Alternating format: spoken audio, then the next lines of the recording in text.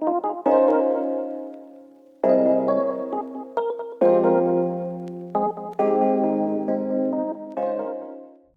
everyone, my name is Natalia, but a lot of people know me as Natalisa Designs, and in this video I'm gonna show you my take on the most historically accurate gown from the Wuthering Heights.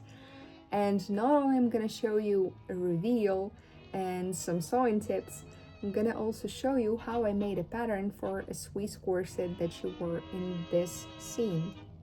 So stay tuned and let's get to business.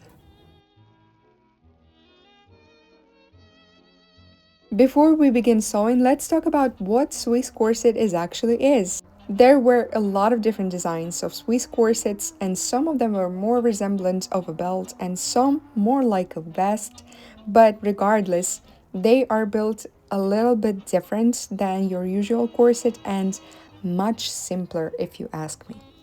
Of course, there's also a lot of different ways to build a pattern for a similar garment or for a Swiss corset, but I'm gonna show you the easiest one I can offer you, and it's so easy you can make it like in 20 minutes. For this pattern, you will only need 4 measurements: your bust, your waist, and front and back height or length, whatever you prefer to call it. First, you'll have to mark the height of your corset at front and the back on the paper. Then you'll have to make 2 horizontal lines, which is bust and waist respectively. Then using this round ruler, you can make a round corner of the corset at the bottom, but you can also just do it freehand. That's fine, whichever you prefer and whatever tools you have. Now would you look at that, we have a base for a simple corset. Now let's improve it by adding a little bit of curvature to the side seam. You know why? Because humans are not robots and we are very soft and round. So a little curvature will make your corset more comfortable to wear. Now let's add a little bit more seams to make it a little bit more round and a little bit more comfortable and reminiscent to the actual corset that the Margot Robbie wore in her Wuthering Heights outfit. And don't forget about slight curvature as well at the bust. It makes a huge difference, trust me. Now clean it all up to make this pattern readable for future you. Now it's time to pick a fabric for your future Swiss corset, and I know this velvet doesn't look that good. It looks like I dug it out of trash after fighting off a homeless person, but trust me, after some cleaning it will be awesome. Also remember, velvet is a very special fabric. It is ancient but looks modern, and it is very demanding of your attention. You can only place everything in one particular side. You cannot rotate your pattern because it's gonna shine in a weird way. You don't want that. This is the fabric that has orientation and you just cannot ignore it if you want a nice look at the end. Do you remember when making a paper pattern I showed you that adding a couple of millimeters in the bust area will make a huge difference? Well, here it is. It's a bust. It's not very prominent, but it is definitely not flat, and it will look very flattering on a body. Better than just flat straight line. Just a couple of millimeters makes a huge difference, and it's just hand stitched because velvet is notoriously bad to work with and it's very stubborn and demanding. So if you are working with velvet, I highly recommend to just hand stitch it quickly. It's gonna make your life so much easier and your projects are so much smoother. For the lining of the corset, I decided to use heavy cotton, but also I decided to add some additional strength by adding this interlining. And please disregard all these cat hair that you can see. I will get rid of them later, but I have 6 cats since the last year, and the cat hair gets inevitably transferred from my regular clothing onto pieces that I work with, but then I just clean them properly and sterilized with iron, so no worries here. Adding this interlining additional one is not completely necessary, but I like to add it sometimes, especially on my own personal projects, because it makes it so much easier and faster to complete them, because you can just follow the lines of the interlining pattern and you know exactly where your seam allowance should go. So it is simplifying life hack, not only a strengthening one, but a simplifying as well. And even though you have an interlining to be your guide, don't forget to pin it in place so nothing shifts while you're working on it. And at the same time, don't forget to take them out while sewing on a sewing machine, because you don't want any needle accidents with your sewing machine, trust me. It is really hard to see, but I'll try to show you anyway. The seam follows exactly when the additional interlining ends, and this way you can be absolutely completely sure that your details will be exactly the size that you want them to be. I missed, I think, only here.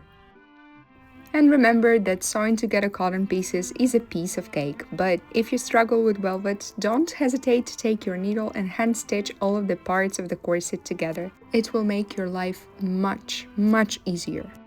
Now it's time to add some boning, and I'm using this plastic flat boning to strengthen my seams. And I will also be adding spiral steel bones in the created tunnels.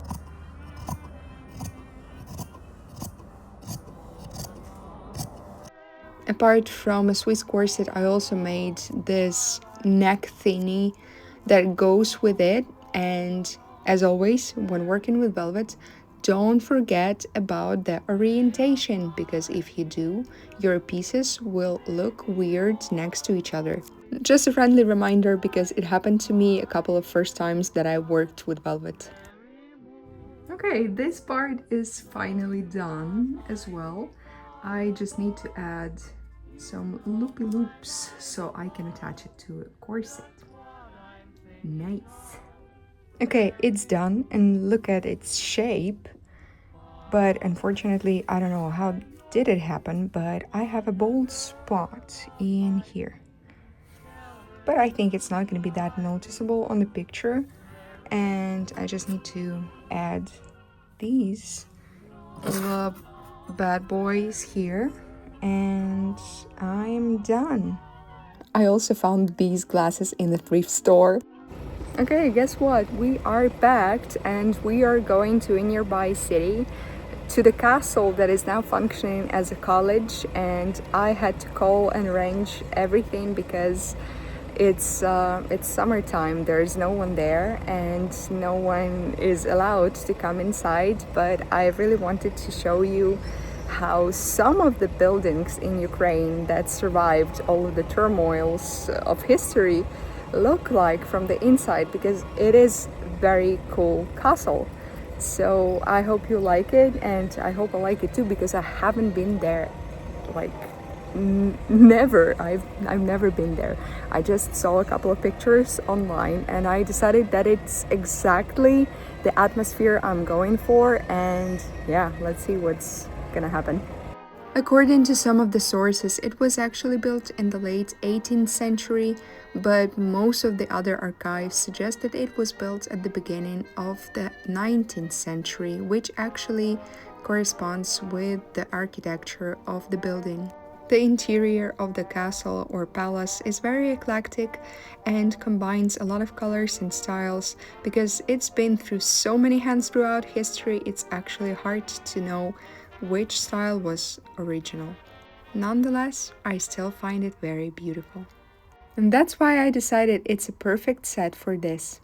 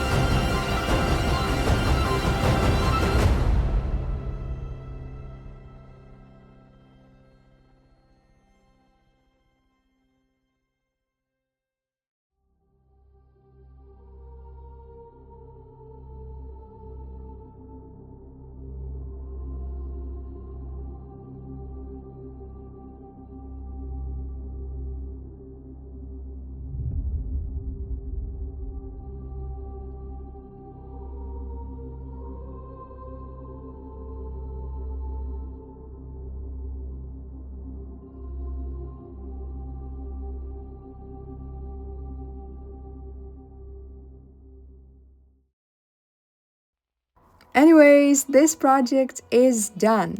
And even though it took me ages to complete, I'm still proud of it and it turned out quite well.